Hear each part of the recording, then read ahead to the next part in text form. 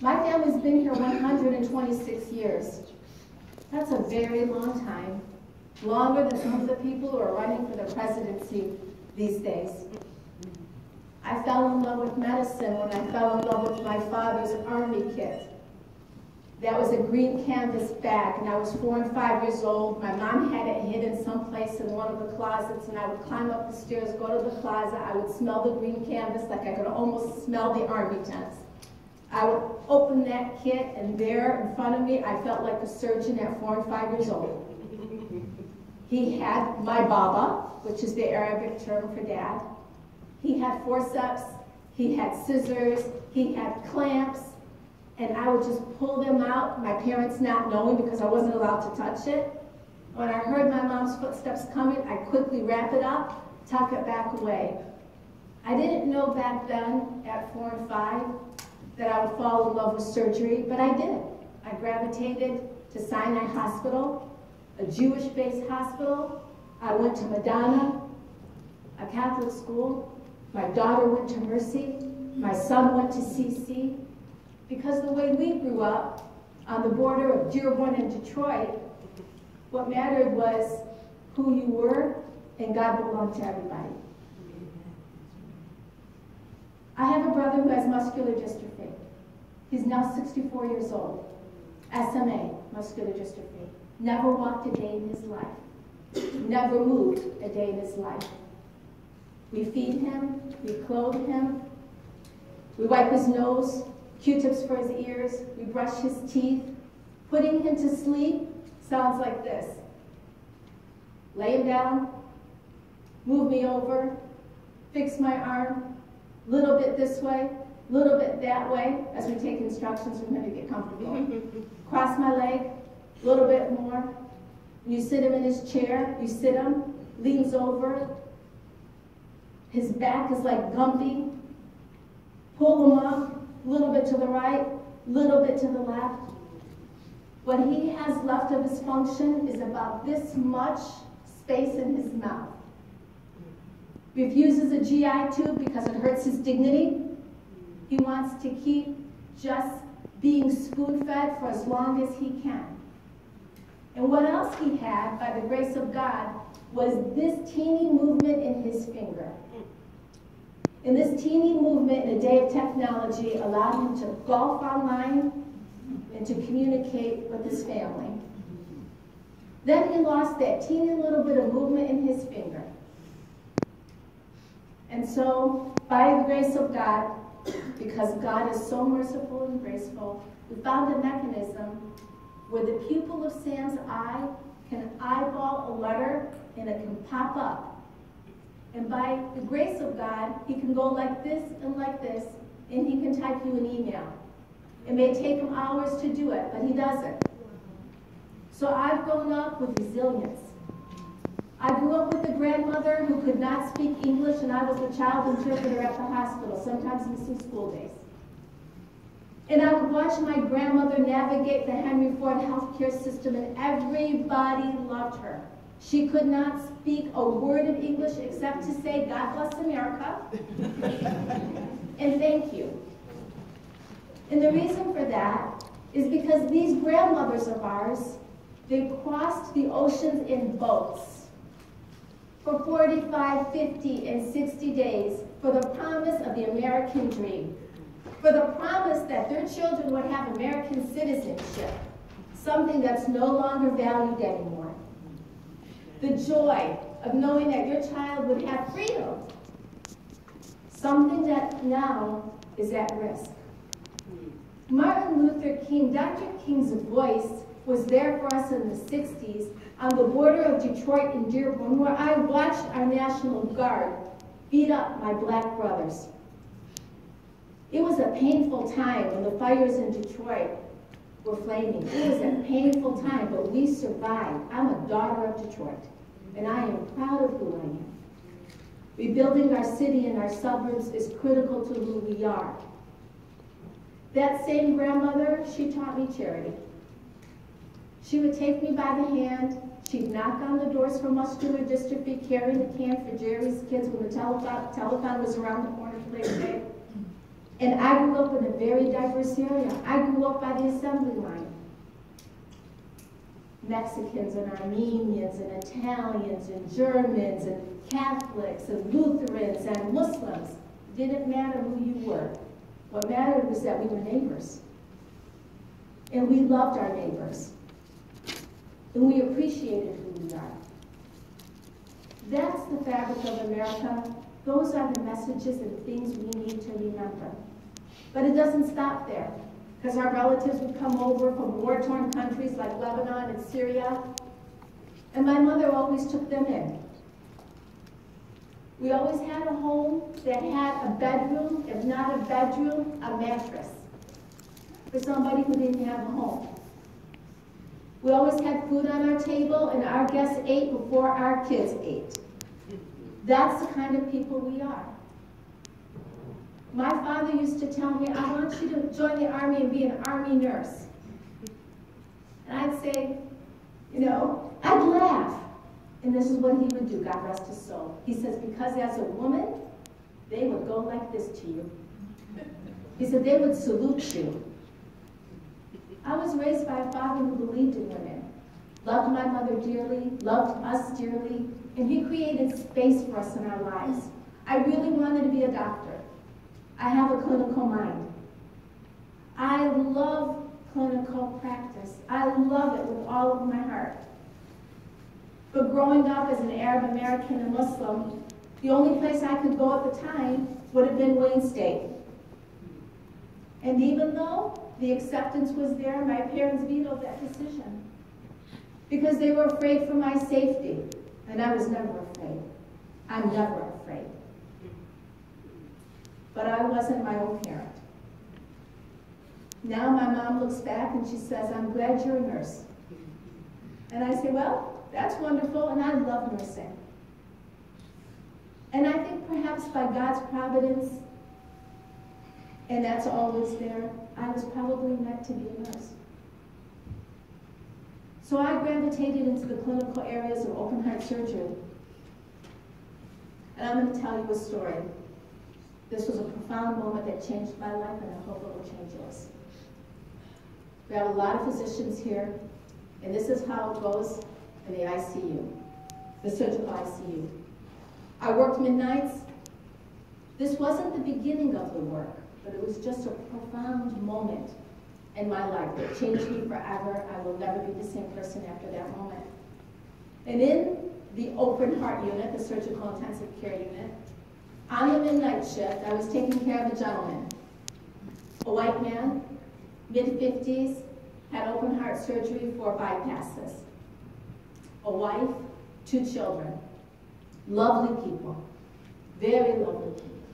In the middle of the night, like we nurses do, we're watching the monitors, and of course, I see the flat line, realize something's going on, of course, I jump in the room, we start doing whatever we need to do, call the code blue, you all know what that's like. Dr. Gary Goodman. Do any of you know Gary Goodman? If you ever see him tell him, Najah tells his story all the time. Dr. Gary Goodman, a surgeon, cardiovascular surgeon, runs in the room. Gary and I worked very closely together. And he tells me, Najah, the patient's in tamponade. One of our physicians here, please tell the audience what cardiac tamponade means. Go for it. Collection of blood around the heart. Exactly. So what is Gary Good? So the heart's basically suffocating. Let's put it that way. It can't be the pump that it's supposed to be.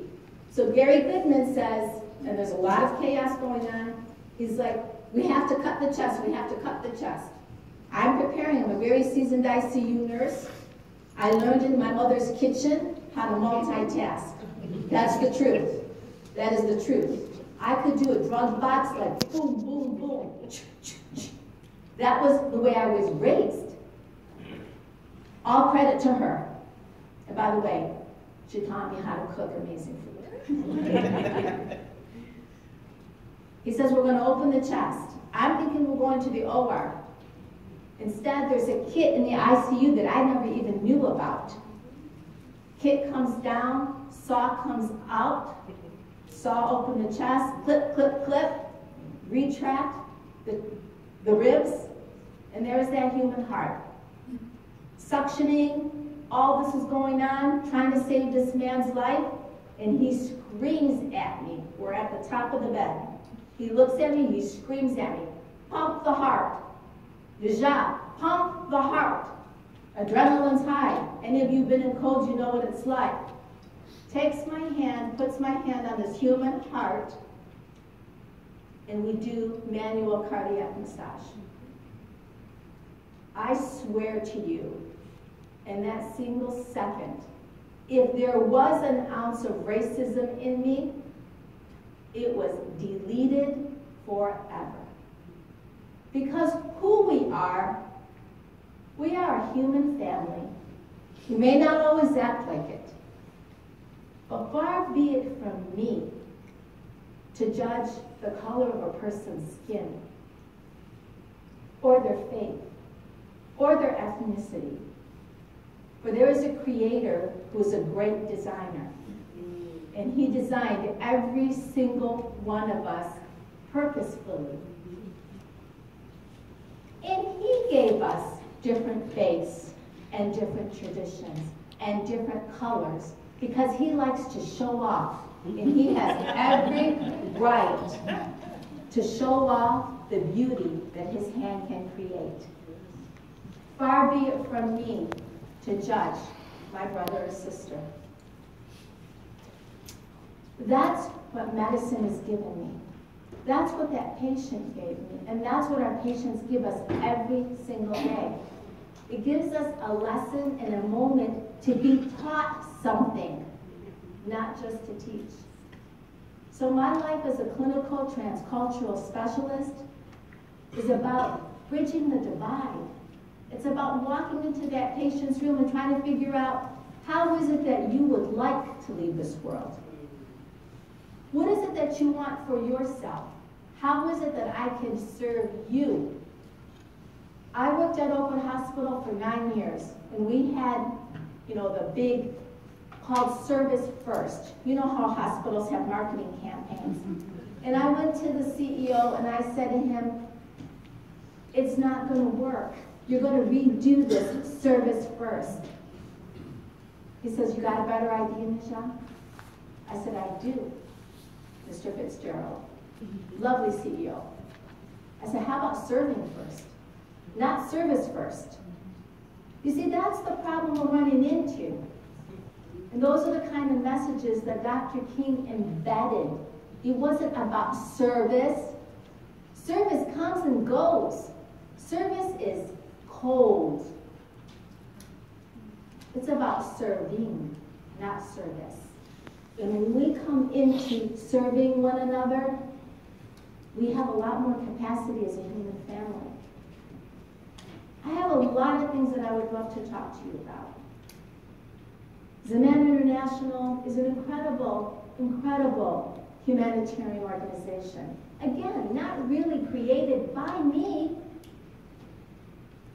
because if you were me, you would have done the same thing. I have no doubt in my mind. A NICU baby, refugees coming in from Iraq, babies being born with anomalies that aren't nameable because of the warfare that rained on these poor people, and we judge them. And they happen to end up in our backyards, here in our greater Detroit area. So I was taking care of some of these babies one day, and the hospital said to me, I don't know, these refugees, they keep coming back into the ER. Using the ER is a very expensive thing. I said, I know, I understand, we have a fully fledged program here. I don't know what's going on. Why don't you let me go and visit them in their homes? Because maybe I can learn something. Because when you enter the space of someone else, you might learn something. So I went. Let me know I'm doing it on my time. And while I was there, again, those pivotal moments. Imagine you were the person who was pumping that heart. You would be changed forever. This is another moment where if you were Najah, you would be changed forever. I walk into this home. I've taken care of the baby in the NICU for 3 months, not personally, but because I was a clinical specialist, I would rotate to different hospital systems. And this baby was considered a futility case. We negotiated between the family and the hospital. The baby was made hospice, and I was going to go ahead and visit the baby. But when I got there, I was so shocked, and it took everything in me to hold myself. I want to tell you something. I was raised in the south end of Dearborn. The south end of Dearborn is not a wealthy place by any means, but I never knew poverty because we were all the same. Our homes were clean, we had food on the table, we had our clothes. We didn't have massive Christmas presents unless Goodfellows knocked on your door. But, you know, we didn't know poverty. We were poor but didn't know we were poor. I hadn't experienced it. So I walked into this house and there's nothing. Literally nothing. Nothing except for a rug. Intergenerational family. Grandmother and grandfather living with the mom, dad, and a couple of other siblings, and our beautiful little baby. So I'm thinking, well, maybe they're getting furniture. That's what I'm thinking. So I asked her where the baby is and if I could see the baby. Devoted parents, by the way. Even though we said many horrible things about them, because mom wouldn't show up to do a feeding or hold the baby, we never thought that because mom can't drive and dad has to work and dad can't get home in time to take mom, and mom also has the other children that she had to be cared for, so they couldn't come. You know, we pass judgments on people without really understanding what's going on in their life, because sometimes it's just easier to pass a judgment than to ask the question, because asking the question takes a lot longer than passing the judgment. Wow. So I asked for the baby. Here comes my beautiful baby. Our beautiful baby. Laundry basket. White laundry basket. 6 clean white towels. And there laid the baby. And they were so proud to bring me the baby, laying on clean white towels in a laundry basket. I couldn't believe it. I held myself. I was confused. Because you know what? When my firstborn came to me, I had Disney wallpaper. I had everything a nursery would have.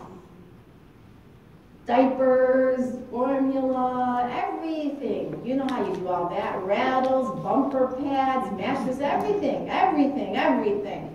And probably not even enough, everything. Clothes already ready.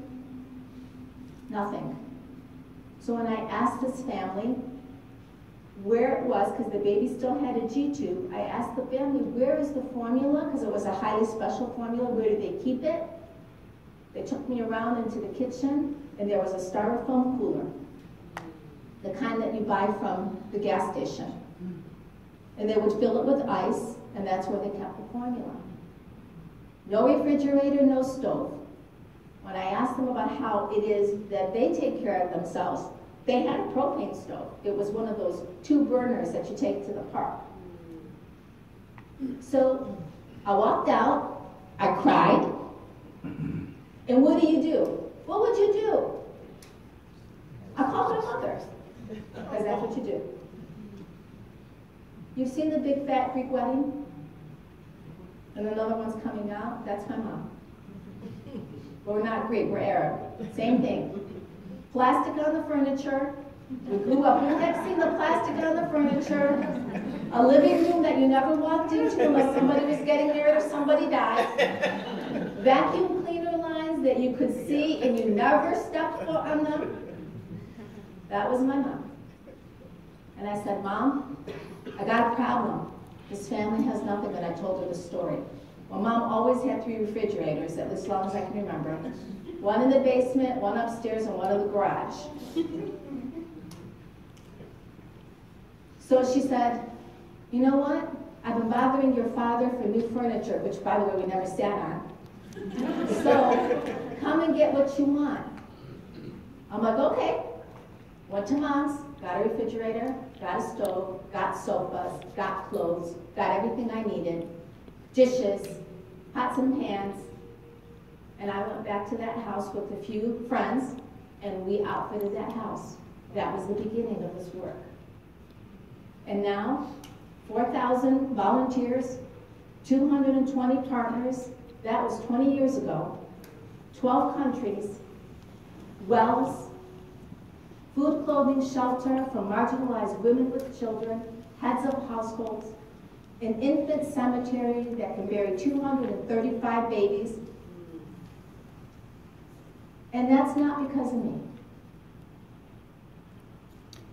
It's because of all of us. Because that's who we are as a humanity. That's what we have to remember, is we have to be there for each other. As our brother said, we have to stand up for each other, but we have to stand next to each other. And I'll end with this.